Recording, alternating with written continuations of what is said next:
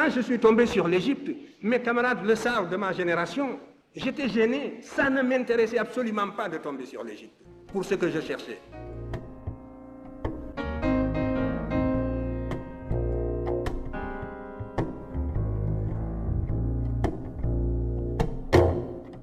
Kemtio. Ceux, et le Tio là, ceux qui sont noirs. Les noirs. Et leur pays, hein, Kemet, la négricie, le pays noir.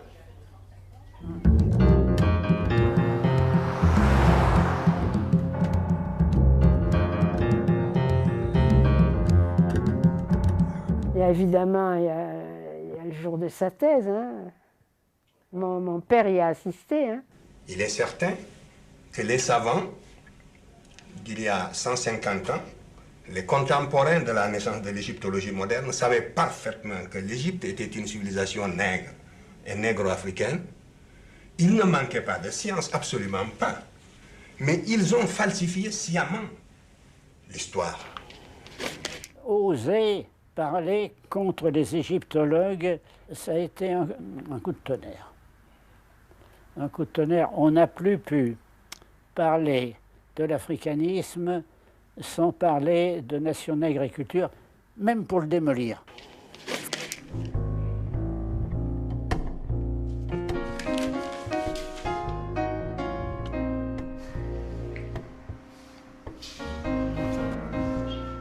soixante la ñibbisi fukki at ak juróom la def bitim réew. Il m'a fait l'ensemble, si j'ose dire, des bases de la chimie, mais je peux vous dire qu'après cela, je ressentais la chimie pendant tout le reste de mes études, comme si c'était devenu un langage.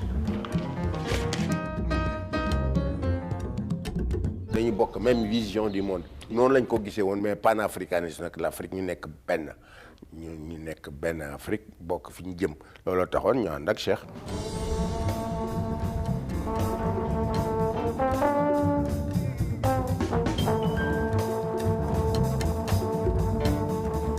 Si vous devez définir en un seul mot l'homme Cheikh Anta, vous direz quoi?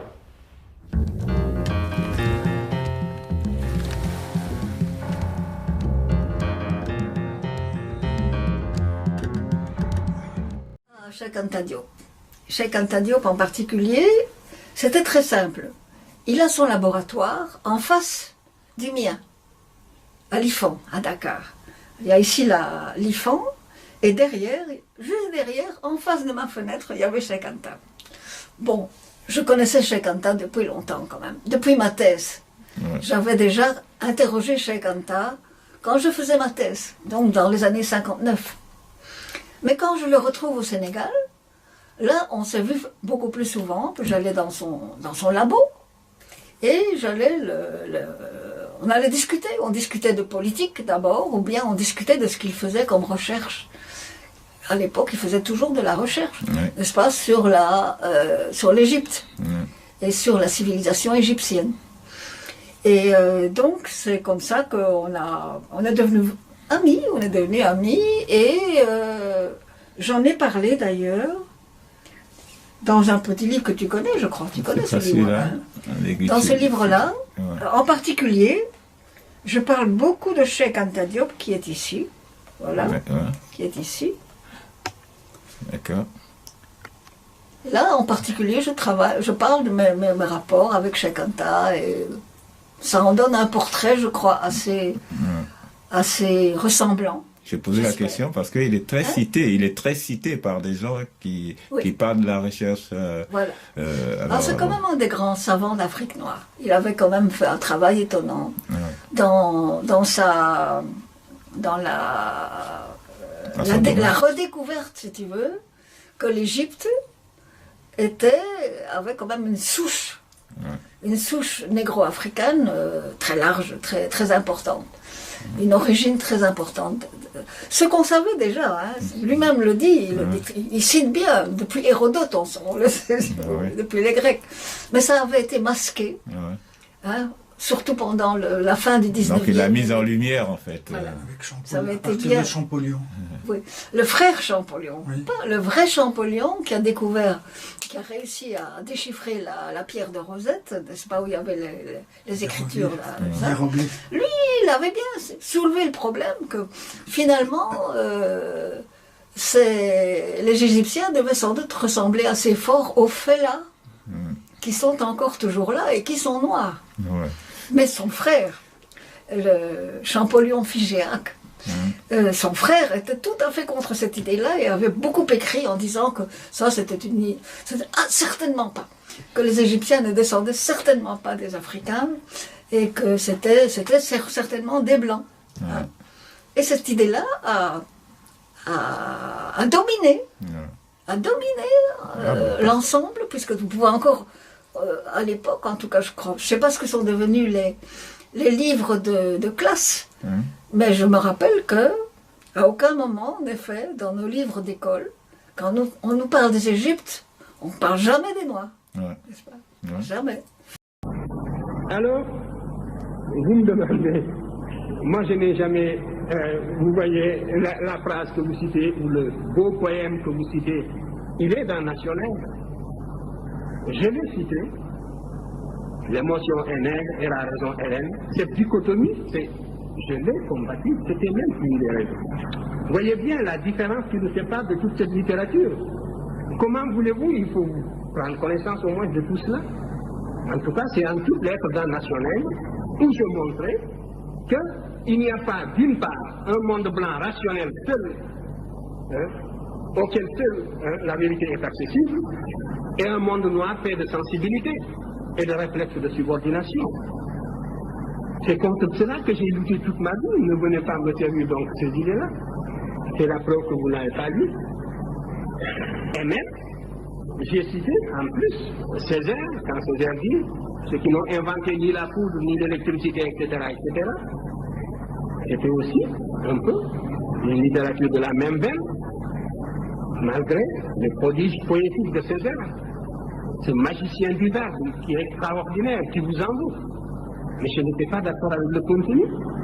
Et je l'ai dit, et il m'a compris. Quand Nation Nègre est sorti, Césaire n'a pas hésité à dire que c'était une bonne nouvelle. Et Césaire a fait le tour du Paris progressiste pour former une équipe, un comité pour défendre ce livre. Tout le monde a fait le vide autour de lui, ce que j'ai écrit dans la préface de la dernière édition de Poche. Regardez. Dès que vous parlez de patrimoine culturel, la gauche occidentale et la droite se touchent. Et souvent la gauche est plus minable que la droite. Faites l'expérience, on vous accorde l'égalité abstraite, mais l'idée que des nègres aient pu connaître une promotion historique dans le passé leur est réfractaire. Ils sont réfractaires à cette idée. Et parce que leur formation intellectuelle tardivement acquise se situe à un niveau très superficiel, au niveau du cortex, au niveau de l'intellect.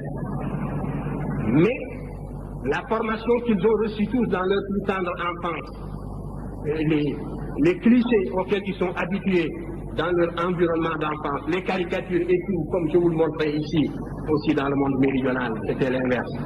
Tout cela les empêchait, les rendait aveugles, n'est-ce pas, pour observer des vérités comme celles que nous leur opposions.